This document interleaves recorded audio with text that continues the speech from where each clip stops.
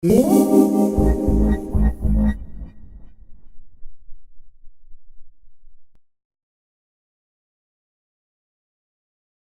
can make demos that sound like finished records, people just with their home studios and working with Pro Tools and burning CDs. I mean, people give me demos that sound like records. It's given a chance for kids that don't have the money and can't afford a big studio to be able to do home studios and be able to record albums there and sound just as good or even better than in a big studio.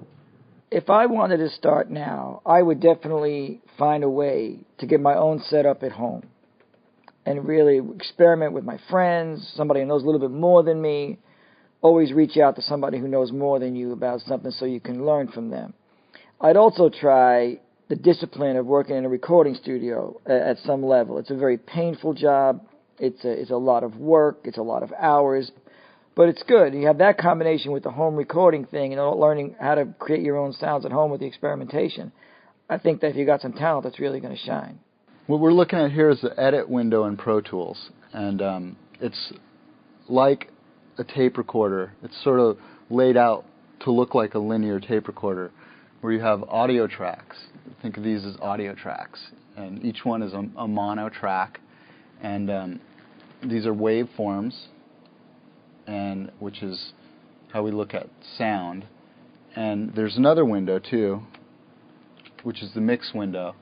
And this resembles a console like this one.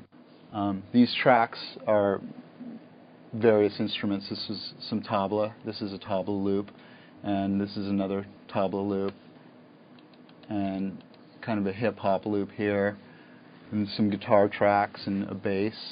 And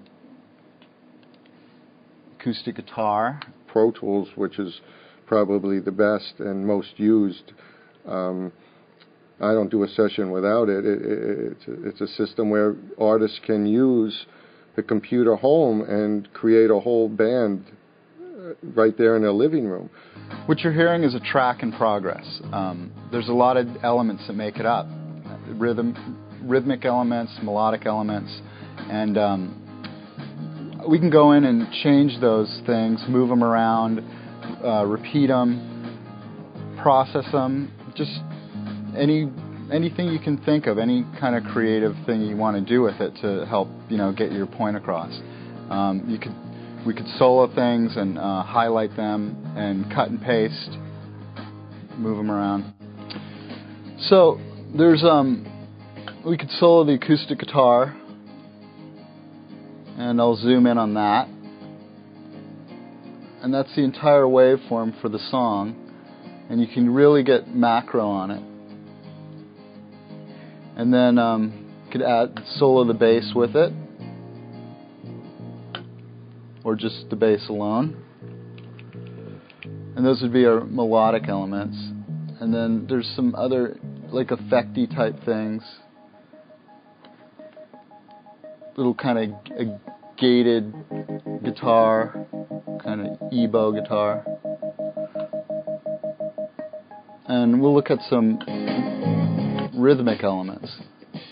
It's kind of a hip-hop loop, and in combination with another loop, and then a little ethnic stuff, little tablas. It's basically a hard disk recording medium that doesn't have tape.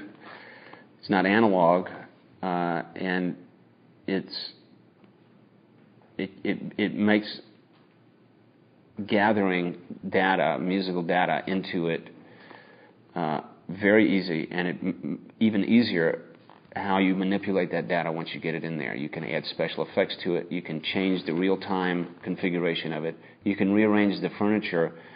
It's really quite a remarkable step into the future, and I think that it's one of the most revolutionary developments in the whole business right now. In this age, demos have come to the point where a demo from someone will come in and say, "This is my new demo. It's just a home demo I did in my bedroom on Pro Tools," and they play it and it sounds better than your last Vince Gill record. And you go, gee, it sort of stuns you. And I guess if you were to A/B it with a studio record, maybe the depth of the sound isn't there. But still, anymore, it's endless what you can do with computers and Pro Tools and so forth at home. You can make a demo sound as good as any record on the radio. It comes so close that it'll blow your mind. Our album was recorded on tape, and but we actually mixed it on Pro Tools. Pro Tools is amazing. Yeah, I mean, you can do so many things, and I mean, if you wanted to, you could record one thing and make it something totally different, you know. But it's definitely a great tool. Our early records cost nothing because we had no money, so we basically would we would record and mix a whole album in one day, and it cost about $500 maybe. Pay for the studio or beg, borrow, and steal some time and go in there and try to make the best demo you can. To make a record today, I reckon you don't need to spend a lot of money. You don't need to go to these big studios. I mean, probably probably out of 5 streets in London, someone's probably got a little studio in their bedroom. It's relatively, the equipment to make tunes now is very cheap, relatively compared to going to £1 million studios and paying £1,000 a day for an engineer. You can make it very, very cheap. There's no point going to a studio like that. I mean, like, I made a little bit, I made all three out of 4 tunes that I've done that have gone national. 3 out of them, the first 3, I made in someone's bedroom. So that just shows that it's very easy to make and you don't need to spend a lot of money. We played shows in our hometown and made the money to go and record our first CD. And I guess it cost us about $1,500 for the recording, and that was getting pretty lucky actually on a recording. And we recorded I guess 10 or 11 songs in a week. And then it cost us, I guess, about $2,500 to get 1,000 CDs printed. The first $1,500 that was borrowed from my parents, I think. Yeah, our parents gave us about $1,500, and we saved the rest from playing shows and things. So if you want to do pop music, and if you can't operate the equipment, find friends who can. Guess what? There's people who will do it for free just to get the opportunity to be involved in the creative process. They're out there. I promise you. You can find friends who will hang with you for all hours to make that demo for you, so they can say, "Yeah, I did the drums on that," or "I mixed that," or "It was my arrangement," whatever. So it's really a fun time right now for musicians, I think. What I'm looking for in a demo, the packaging has nothing to do with it. The picture inside of it has nothing to do with it.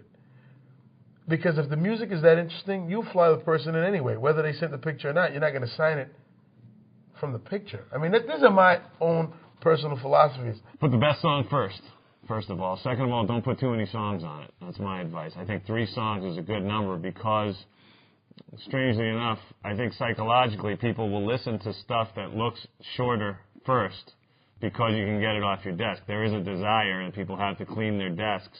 And if you have 10 songs, it may be like, well, I'll hold off on that one. I get sent tons and tons of demos. So, you know, when you send your demos into these record labels, try to make the packaging of the demo different, you know, something that catches their eye, you know, because they have hundreds of tapes inside of a box. You want them to look over to that box and say, "What's that?" You know, and pick it up. CDs are the best. Pictures help, not always, but usually we separate the CDs and put that in one bin, and then put the pictures and everything else in another bin. So if we really like the CD, we'll go looking for the pictures or whatever else they sent in the package. If you're not confident in the pictures that you have, then don't put pictures. It's not essential, but if you have pictures that are striking, that you know you feel make you look like a star, then put them in there. It only helps. The simpler and more precise, the better. I prefer, and I think we've had a lot of conversations with this with other A&R companies, and I prefer a CD with 3 songs on it that's clearly marked, both the jewel case, which is a little plastic case it comes in, and the center of the CD itself, with a name and number, the listing of the tracks. That's the most important thing. And the contact, telephone number, very important. That's all I need. I don't necessarily want a photograph. I don't necessarily want a video. I don't want like press clippings from the Idaho newspaper and Christian Journal. I just want the CD.